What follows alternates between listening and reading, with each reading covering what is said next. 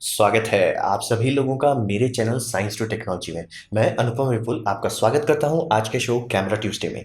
आज हम लोग का टॉपिक है हाई डायनामिक रेंज यानी कि एचडीआर। यानी कि अभी आप कोई भी नया टीवी खरीदने के बारे में सोच रहे होंगे तो ये शब्द बार बार आपको सुनने को मिलेगा। तो इसको समझते हैं।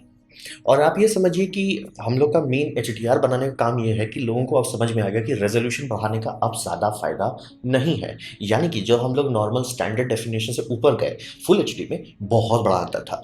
फुल एचडी से 4K में गए, वो उतना बड़ा अंतर नहीं था। मतलब ठीक है, बेहतर हो गया, लेकिन वो आप समझ रहे हैं कि थोड़ा सा ही बेहतर हुआ। ऐसा नहीं कि मतलब आपने 4 गुना ज़्यादा डेटा दे रहे हो, 10 गुना महंगा इक्विपमेंट इस्तेमाल कर रहे हो, लेकिन वो वैसा फील नहीं दे रहा है कि इतना अब ये मतलब अपग्रेड हुआ।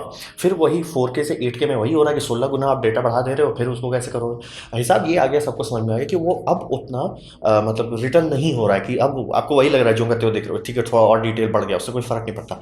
तो हम लोग को रिचर व्यूअर एक्सपीरियंस के लिए मतलब डिटेल से हम लोग को कोई खास लेना देना नहीं होता, लेकिन बहुत सारे और लिमिटेशन थे। तो ये इस बार एचडीआर का इस्तेमाल करके वो सारे लिमिटेशन को हटा रहे हैं। और ये एक डिस्प्ले स्टैंडर्ड है, इसे कैमरा में होने का कोई खास फर्क नहीं पड़ता, क्योंकि कैमरा जो भी ढंग का है वो जनरली आराम से एचडीआर लाइक का कंटेंट बना सकता है। कैमरा में दिक्कत नहीं है, दिक्कत है उसे आप दिखाएंगे कैसे। क्योंकि एचडीआर जैसा स्टैंडर्ड आप चाहें तो बहुत साल पहले से ही चल रहा है, आईमैक्स में चलाया जा रहा है, रियल डी में चलाया जा रहा है, और जितने सारे थिएटर है जो ढंग से कैलिब्रेट करते हैं एक तौर से वो एचडीआर ही दे रहे हैं आपको।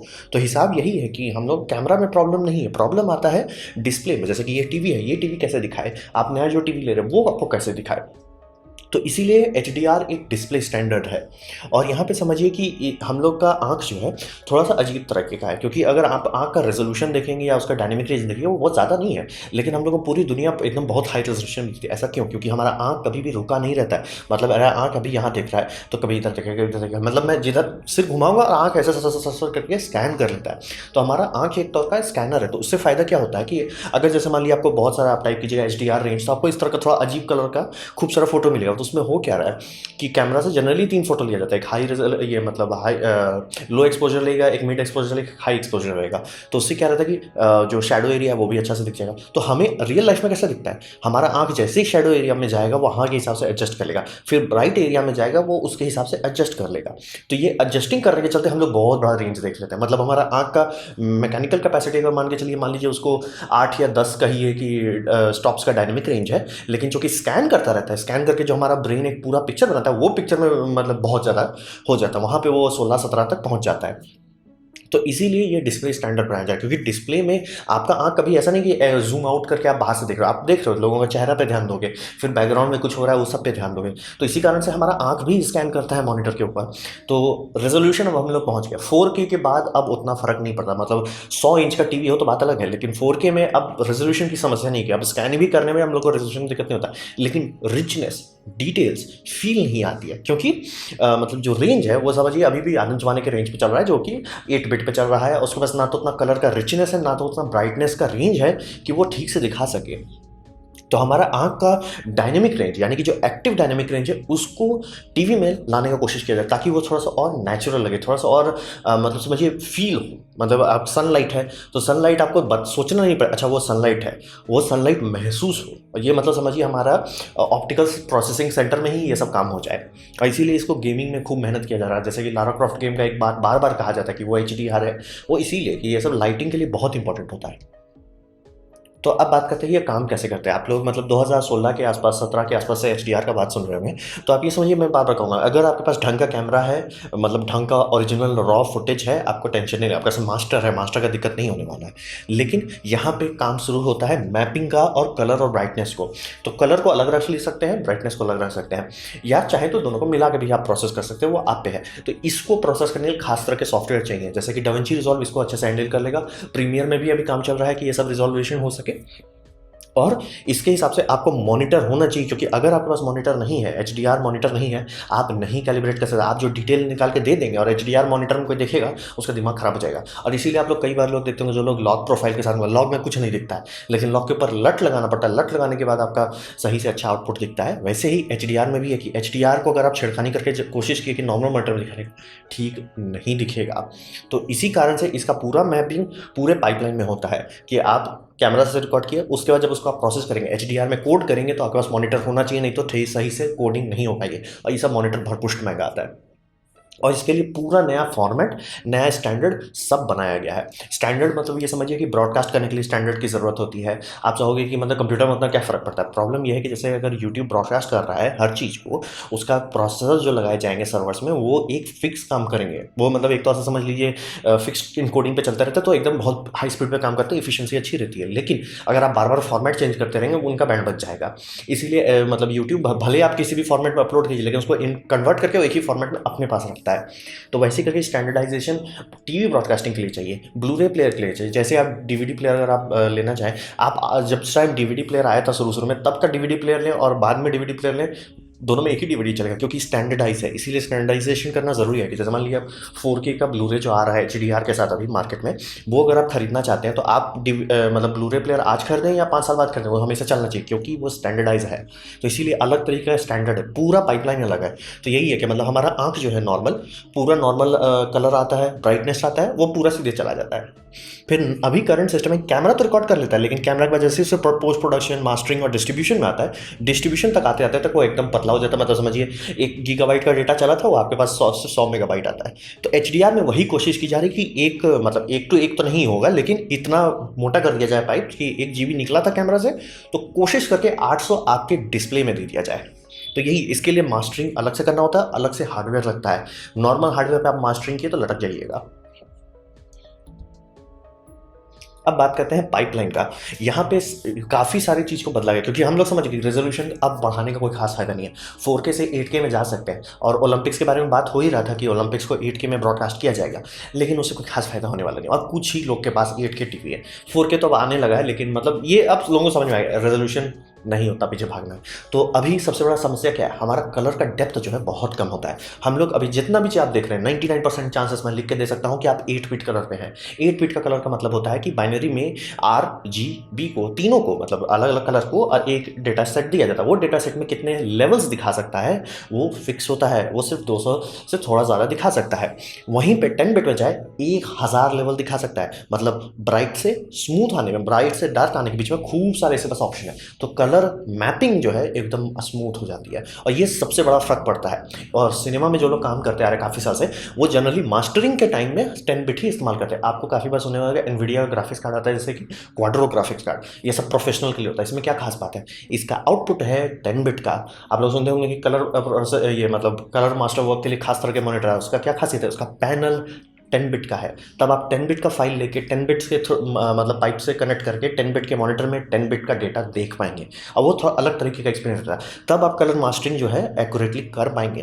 तो यही कर दिया गया कि 10 बिट को वहाँ से उठा के, मतलब सिर्फ कुछ एक्सपीरियंस लोग कर रहे हैं, कभी कभार छुआ जा रहा है, उसको पब्लिक के पास लाए। ठीक है, वहाँ पे मतलब हमारा रास्ता बन गया। ये रास्ता मास्टरिंग डन तक था, मास्टरिंग डन से अब आपके टीवी तक लाना है। तो अब हम लोग का टीवी तक जो पाइपलाइन आएगा वो 10 बिट का कलर कैरी करेगा। फिर दूसरा होता है ब्राइटनेस का। ब्राइटनेस ही मेन समस्या है। हमारा आंख जो है बहुत बड़ा रेंज देख पाता है कलर का, तो कलर आप कभी नहीं देखते। आप कलर में हमेशा ब्राइटनेस देखते हैं, क्योंकि मतलब जैसे लाल है, अंधेरे में लाल हो या अंधेरे में हरा हो, आपको फर्क क्या पड़ेगा, दिखेगा ही नहीं, ब्राइटनेस पे दिखता है। और खास करके जैसे आप कोई भी कैमरा से कुछ फोटो खींचते होंगे, आप कितना भी अच्छा उसका डायनेमिक रेंज हो, सूरज अगर आ जाता है तो वो सिर्फ वाइट ही हो जाएगा। तो वो सब दिखाने के लिए, वो सब रेप्लिकेट करने के लिए मतलब मॉनिटर का ब्राइटनेस को बहुत बढ़ाना पड़ेगा। तो इसीलिए यहीं पे सबसे बड़ा हम लोग का चैलेंज था कि कुछ साल पहले तक यह सोचा भी नहीं जा सकता था। अब ऐसा सोचा जा सकता है कि अब अगर ओलेड है, क्योंकि ओलेड का सिर्फ वो पिक्सल ब्राइट हो सकता है, तो वो आराम से इतना ब्राइटनेस दे देता है। और अगर ब्राइटनेस ना भी दे तो कॉन्ट्रास्ट इतना बढ़ा देता है कि मतलब डार्क भी इतना डार्क हो जाता है कि आपको लगने लगता है कि हाँ ब्राइट ब्राइट है, डार्क डार्क है। तो इसीलिए ओलेड के चलते ये टेक्नोलॉजी काफ़ी आगे चल रही है। फिर अभी लेकिन आप मास्टरिंग के लिए कोई मॉनिटर खरीदना चाहेंगे, कभी भी उसमें ओलेड नहीं रहेगा। क्यों? क्योंकि ओलेड लंबा नहीं टिकता। मतलब मोबाइल के लिए सही है, आप 2-2 साल में बदल देंगे। टीवी के लिए भी सही है, क्योंकि ज़्यादा आप यूज़ नहीं करते हो, लेकिन जो लोग डेली रोज़ सुबह शाम वही यूज कर रहे हैं, ओलेड उतना लंबा नहीं टिकता। तो ये जब स्टैंडर्ड बनाया गया कि हम आपको ये देंगे, तो LCD से ही इस्तेमाल करना पड़ेगा।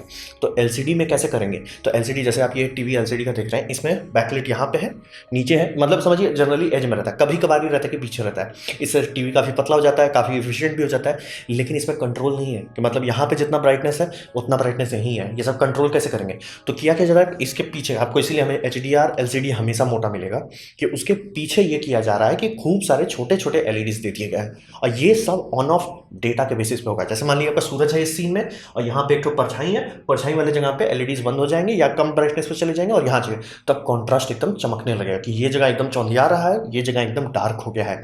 तो यही सब के लिए एक स्टैंडर्ड ब्राइटनेस पे बनाया गया। कलर के लिए तो हम लोग किए कि भैया कलर का तुम्हारा जितना बैंडविड्थ है वो तो बढ़ा दिए, बम बम हो गया, उसमें कोई दिक्कत नहीं है, लेकिन ब्राइटनेस भी होना चाहिए। तो इसीलिए आपको इस तरह का इमेज खूब सारा देखने को मिलेगा कि हम लोग 709 का इस्तेमाल करते हैं जनरल। ये काफ़ी छोटा कंटेनर है कलर को रखने के लिए, तो एक बड़ा कंटेनर के बारे में अभी इस्तेमाल किया जा रहा है 2020 कंटेनर। खूब रंग हटाया जा सकता है इसमें, और काफ़ी स्मूथ फ्लो होगा। अब ये बात समझिए कि HDR इतना फजीयत वाला, इतना हुआ वाला चीज़ है कि HDR को बनाने टाइम ये लोगों को समझ में आ गया कि ऐसे नहीं काम चलेगा कि बस फाइल बनाए और दे दी, ऐसे काम नहीं चलेगा। तो मेटा डेटा का एक स्टैंडर्ड बनाया गया है कि फाइल के साथ कोई भी फाइल आप चला रहे हैं तो मेटा डेटा भेजा जाएगा। जनरली जो ब्रॉडकास्टिंग के लिए उसमें नहीं होगा मेटा डेटा, लेकिन उसको ऐसा इनकोड किया गया है कि एक तो वो HDR कहना भी गलत है, उसमें बस ये है कि ब्राइटनेस का डेटा अलग से जाता है। अगर आपका टीवी HDR नहीं दिखा सकता वो डेटा डिलीट हो जाता है, अगर दिखा सकता है तो वो दिखाएगा डेटा, ब्राइटनेस अच्छा हो जाता है, लेकिन वो ज़्यादा कुछ खास फर्क नहीं आता है। फिर HDR10 ये आप लोगों को बार बार देखने को मिलेगा। तो ये HDR10 के पीछे लोग इसलिए भागते हैं क्योंकि ये ओपन स्टैंडर्ड है। इसके लिए मतलब आपको डॉल्बी को पैसा नहीं देना पड़ता है। इसमें स्टैटिक मेटा डेटा है, यानी कि आप कोई पिक्चर चलाएंगे उसका एक मेटा डेटा आ जाएगा, आपका टीवी उसके हिसाब से एडजस्ट कर लेगा कि हमको इतना ब्राइटनेस पर रखना है, इतना कॉन्ट्रास्ट पर रखना है। अब फिर बात करते हैं इसके दादाजी पे, जो कि अभी सबसे आगे चल रहा है, जैसे कि ये डॉल्बी विजन जो अभी हर जगह देखने को मिल रहा है। डॉल्बी विजन ये लोग पूरा थिएटर के लिए बनाते हैं, लेकिन ये बहुत महंगा है, बहुत चार्ज करते हैं, टीवी वालों को भी बहुत चार्ज करते हैं। लेकिन इनका ये है कि पर फ्रेम पे ये डेटा जाएगा। जैसे मान लीजिए आप सीन काट रहे हो, एक सीन है आपका खूब बूम बाम बीम हो रहा है, दूसरा सीन है रोमांटिक है, कमरे के अंदर सब लोग बैठ के ठंडे से बात हो रहा है, तो वहाँ के उसके हिसाब से सीन एडजस्ट कर देंगे। इंडोर लाइटिंग है, इंडोर लाइटिंग के हिसाब से वो मेटा डेटा आ जाएगा कि इंडोर लाइटिंग का सीन आने वाला है, बैकलाइट को ट्यून डाउन कर दो, आउटडोर जाने वाला है, बैकलाइट को अलग कर दो। समझ, एक अलग से डेटा रहेगा ताकि वो fine tune on the fly हो। और इसका सबसे ऊपर वाला होगा कि पर फ्रेम पे ये डेटा जाने लगेगा कि ये फ्रेम के लिए ये सेटअप रखो, ये मतलब समझिए एक तरह से म्यूजिक इक्वलाइजर इक्वलाइज करते जा रहा है हर फ्रेम के लिए। तो ये सब एक्चुअल आपको शुद्ध एकदम क्वालिटी वाला आपको HDR एक्सपीरियंस देगा, लेकिन ये हर जगह सपोर्ट नहीं होता है, और ये सारे कंटेंट को पैकेज करना पड़ता है। इसीलिए अभी अगर आपको ढंग से HDR देखना है तो एक ही रास्ता है, Xbox One खरीदिए। क्यों? क्योंकि उसी वही सबसे सस्ता आपको ब्लूरे प्लेयर मिलेगा जो एक्चुअल फुल HDR को सपोर्ट कर सकता है, और उसमें आप 4K का HDR ब्लूरे खरीदें। 4K का अलग आता है, 4K HDR अलग आता है। HDR वाला लें आप, HDR वाला टीवी लें जो ढंग से मतलब सर्टिफाइड और डॉल्बी विजन के लिए। HDR10 के लिए नहीं, क्योंकि HDR10 ओपन सोर्स है, वो उतना स्ट्रिक्ट नहीं है। डॉल्बी विजन के लिए जो लोग हैं वो आपको एकदम अलग लेवल का फील आएगा। तो ये पूरा पाइपलाइन है, ये कोई ऐसा चीज़ नहीं कि बस हम कर दें। कैमरा स्पेस पे फ़र्क नहीं पड़ा, कैमरा के बाद से फ़र्क पड़ रहा है। अब बात करते हैं HDR 2016 से चल रहा है मार्केट में, तो उतना हर जगह क्यों नहीं आया? HDR के समझिए सबसे बड़ा समस्या वही है, जैसे फुल HD जब आया था तो उसका हर चीज़ फिक्स था। फुल HD का मतलब 1920x1080, मतलब 1920x1080 एकदम फिक्स कर दिया गया। HDR में ऐसा नहीं हो रहा है, क्योंकि HDR पूरा पाइपलाइन को मोटा करने की कोशिश कर रहा है। बहुत सारे सब स्टैंडर्ड्स बन गए, जैसे कि वेसा जो कंपनी बहुत सारा स्टैंडर्डाइजेशन डिस्प्ले मार्केट में करती है, वो लोग स्टैंडर्ड बनाए, तो उनके स्टैंडर्ड में भी खूब सारे स्टैंडर्ड है। जैसे कि HDR आप लेते हैं डिस्प्ले HDR 400, ये कम ब्राइटनेस वाले मॉनिटर के लिए, कि ब्राइटनेस, और आप बोलेंगे तो अगर कंप्यूटर कमांड देता है कि भैया तुम 1000 दिखाओ, आपका मॉनिटर 400 का है, तो वो कैसे मैनेज करेगा? इसीलिए वो मेटा डेटा का लेयर है। मेटा डेटा का लेयर को कंप्यूटर मतलब जो डिस्प्ले है वो इंटरप्रेट करता है कि अच्छा ये बोल रहा है कि हमको 1000 दिखाओ, तो इसका मतलब नहीं कि हम 1000 दिखाएं, इसका मतलब होता है कि हम कॉन्ट्रास्ट को लेंगे, स्क्वीज करेंगे ताकि मेरे 400 में वो अट जाए। तो ऐसे करके टोन मैपिंग तौर पे समझ लिए किया जाता है। तो HDR 400 है, HDR 500 है, HDR 600 है, HDR 1000 है। ये जब आप खरीद रहे हैं HDR 1000 अगर है उसमें, तब एक्चुअली आपको अच्छा मिलेगा। और HDR ऐसा नहीं कि सिर्फ वो ब्राइटनेस पे ही, काफ़ी लोगों को लगता है कि सिर्फ ब्राइटनेस दिखा रहा है, इसमें बहुत सारा डिटेल लगे। पिक्सल रिस्पॉन्स टाइम कितना है, कितना सस्टेन्ड पिक ब्राइटनेस है, मैक्सिमम एरिया में कितना कर सकता है, ब्लूमिंग कितनी होती है, ये सारा होता है। और उसके अंदर इतने सारे स्टैंडर्ड, तो आप पब्लिक को क्या बोलेंगे कि भैया क्या कौन सा है इसमें, कौन सा? फिर अब आते हैं कि डॉल्बी विजन का जो है वो अलग ही सिस्टम है। फिर बात करते हैं ब्रॉडकास्टिंग के लिए जो बनाया गया ताकि वो नॉर्मल HDMI सिस्टम के ऊपर कर सकें, तो वो लोग मतलब ज़बरदस्ती का पोत दिए हैं कि थोड़ा सा बैंडविड्थ ऊपर रखो, टीवी यूज़ करता है तो यूज़ करता है, नहीं करता है तो रिजेक्ट कर देता है। तो वो ये, और फिर डॉल्बी विजन वो बोलता है 4000 निट्स दो। इक्का दुक्का मॉनिटर भी नहीं है इस प्लैनेट में जो 4000 दे सके, कोई नहीं, सिवाय प्रोजेक्टर के कोई चीज़ नहीं है जो 4000 निट्स का ब्राइटनेस दे सके। और प्लस वो 4000 निट्स के लिए ये कर रहे हैं कि ब्लैक रूम में रह के, टीवी कौन रखता है ब्लैक रूम में? तो इसीलिए समझिए कि ये उतना अच्छे से नहीं चल पाएगा, क्योंकि पहली बात तो स्टैंडर्ड इसका फिक्स नहीं है। दूसरी बात, जो स्टैंडर्ड है भी उसके अंदर खूब सारे स्टैंडर्ड है। जैसे कि मान लीजिए एक बंदा आप खरीद लेते हैं HDR 400 और आप खरीद लेते हो HDR 1000, बॉक्स में आप दोनों का तो वही लिखा रहेगा डिस्प्ले HDR, लेकिन आपके एक्सपीरियंस वर्सेस जो 400 का लिया है, दोनों में जमीन आसमान का अंतर होगा। मतलब उसको लगेगा किसी थोड़ा सा अच्छा का है, आपके लिए अरे वाह फील आ रहा है। तो यही समझिए कि स्टैंडर्ड नहीं है, उसके जो स्टैंडर्ड्स हैं उसके अंदर भी बहुत सारे स्टैंडर्ड है। और दाम, माय गॉड आपको रुला देगा। आपको लगता है कुछ लाख में टीवी आते हैं, मतलब ये रुला डालेगा, दाम इतना ज़्यादा होता है। और इसके बाद कंपैटिबिलिटी नाइटमेयर, क्योंकि इतने सारे स्टैंडर्ड्स हैं, इसका अभी तक फिक्स नहीं हुआ है कि ये डेटा पे ऐसे कंटेनर में, ये फॉर्मेट में ऐसे करके हम भेजेंगे। कुछ नहीं है, कुछ भी फिक्स नहीं है।